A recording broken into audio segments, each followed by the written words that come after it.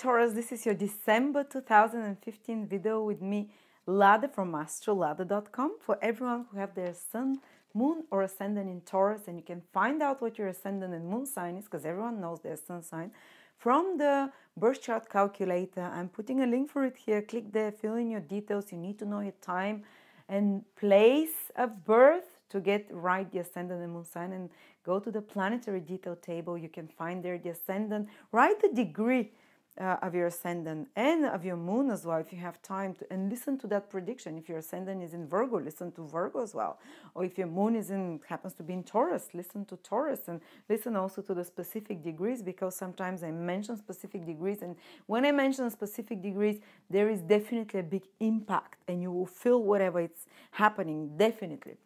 Okay, so what is happening in December, Taurus? The month starts with the conjunction of the Sun and Saturn. The Sun is the planet of taking initiative. Saturn is the planet of seriousness. Is the planet of making corrections to, or taking restructuring something in some way. So it's a very powerful conjunction, and it's happening in your 8th house. So you might have to be taking some important decisions, especially the end of November, the beginning of December, the first 10 days or something around like that, or the last few days of November, in regards to some important financial matters, because 8th house rules that. Financial matters that are connected to you and a partner, or to shared resources of some sort, or maybe to some loan from a bank, or maybe to some money that you've given to someone, but it's somehow connected to your resources and other people's resources. Or maybe there will be a reevaluation whether you are to give more certain resources to someone, or someone to use your resources, or maybe reevaluation whether to continue to be in a business relationships and financial relationships with someone else. And sometimes it can be something silly like, oh my God, she hasn't returned my book or my dresses. And, you know, depends on the level that you're working on. You might be 17 years old and what you care about that someone borrowed your makeups and dresses, they haven't returned them. So you have to confront them, make some important decisions. But if you work with a big company, if you're a banker, work with other people's money, resources, you know, that will be a completely different level of decision making in regards to 8th house matters. You see how it can play on very different levels, but in the similar area. So you might be sorting out something to do with taxes, because 8th house rules taxes. So it's important time. You have to be meticulous, proper, pay attention to the details, because Saturn does not forgive mistakes. But don't worry, the Sun will make you initiative, will make you more driven to make things properly. You can advise and look for advice from someone more experienced in regards to financial matters. It's a good time for financial advisor who might be quite strict with you, but who will help put things into the right order for you. And 8th house rules also some kind of secrets or hidden information, private resources and private information that might become important for you in the first 10 days, and that you might have to take certain decision based on that. Okay, what's happening next? Mars will be in your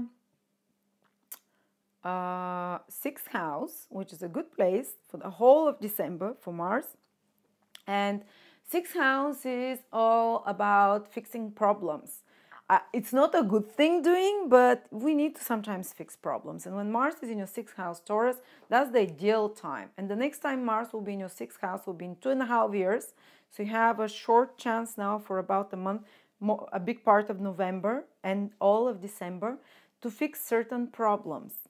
And these are usually of practical material nature. And for example, debts are ruled by the 6th house. I know these are scary things, but you can try and organize better somehow your debts, or solve, consolidate them, or whatever they do with debts. 6th house rules something breaking down and you have to fix it, and Mars helps you face this and do it in the most possibly logical, in the most possibly benevolent, in the most possibly, not benevolent, but productive and efficient way, because Mars is a very efficient, fast planet, you know. You might have to fix something at home, or you might have to, 6th house is confrontations that an equal situation where there is an equality, and Mars does not tolerate that when it's in the sixth house. Mars wants to fix that unbalanced situation. Mars wants to protect the weaker. So it might be trying to help someone who is weaker, or trying to protect the part of you that you've considered weaker, and or might be fighting for the underdog in some way, or protecting some animal of a sort, something like that, of that sort. Someone that is weaker, you try to balance it, to sort it out with your own personal will and actions. So it's not the easiest of things to do, but when Mars is in the sixth house, it gives us the ability to do that. It gives us the ability, if you're in some enmity with someone, you have the upper hand when Mars is in the sixth house. You more logically will be able to approach the problem and to fix it somehow. Okay, so that's the sixth house. Sixth house also rules your health. So when Saturn, how you maintain your health, how you balance unbalanced situations. Sixth house is everything that's a little bit off balance. It's your health, for example. And if sometimes people receive some health signals when Mars is in the sixth house, because Mars is this, we call it malefic planet. So there might be certain inflammation, certain pain that comes to you. And it's usually a small accident that happens. So maybe, depending on what part of your body is more weakened, Mars can create inflammatory or sudden crisis situation there if you have not been taking good care. So again, Mars doesn't come to punish you, it comes to warn you. If something hurts you during December, pay attention. This is a weakened area of your body, and you can change it by taking willful steps, using your willpower and correcting it. And Mars will give you the willpower. If it's your lower back that hurts, it's just Mars will. It hurts. You can improve your posture, or maybe strengthen your core with some exercises. Mars will give you the desire, not the desire, will give you the energy to do those things, to correct mistakes, to correct things that are not balanced, and especially in regards to your health. It might be something that you have to change with your diet, or with your posture, with your physical exercise, to acquire a new routine of some sort. Mars Day in the sixth house can help for that. Okay, now let's see what else is happening. Venus is in your seventh house the most of December, so that's a good influence. We like that. After the difficult 7th, 6th, and 8th house, which is one is to do with sorting out finances, and the other one is to do with fixing problems. Now, Venus in the 7th house. 7th house is other people and relationships. And when Venus is in the 7th house, you can be in a more loved-up mood. Actually, you will attract more Venusian people around you. Well, of course, having in mind that Mars is also in the 6th house, enmities can come, but Venus in the 7th makes sure that also there are supportive and kind people around you, people that are charming, loving, people that are paying you attention.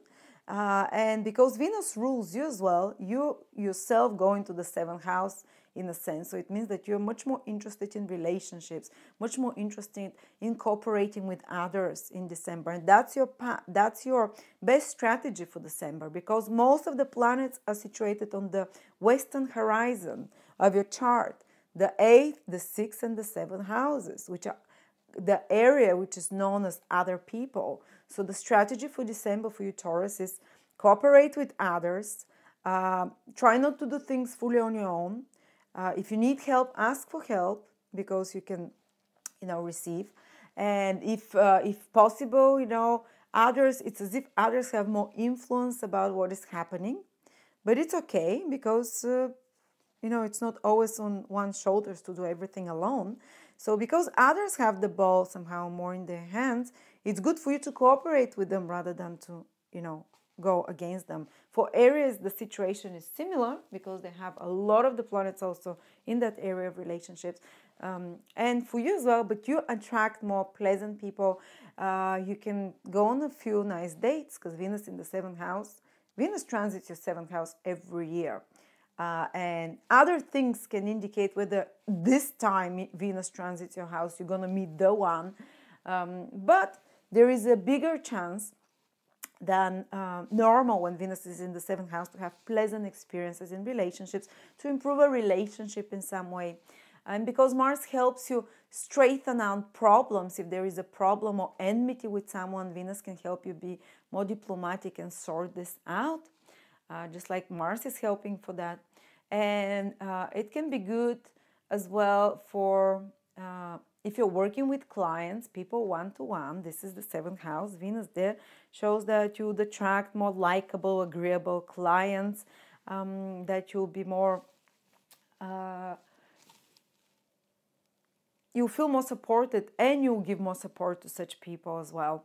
And you can attract pleasant experiences with others, enjoyable, sensual experiences, because this is Venus, and the 7th house is other people, partners, sexual, business, or any kind of one-to-one close relationship. Or, for example, Venus is women, so you might have good times in company with women, with close friends that you like of yours, that are more pleasant in some way.